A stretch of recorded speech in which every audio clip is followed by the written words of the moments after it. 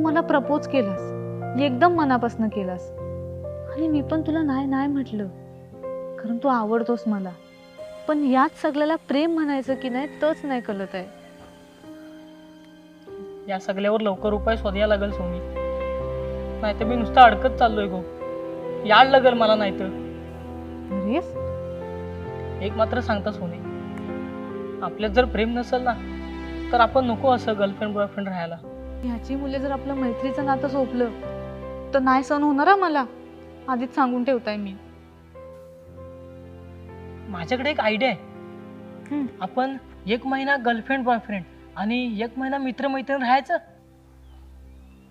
म्हणजे आपल्याला कळेल ना नेमकं आपल्यात काय नातं आहे. तर चालेल, पण सुरुवात कशापासून करायची?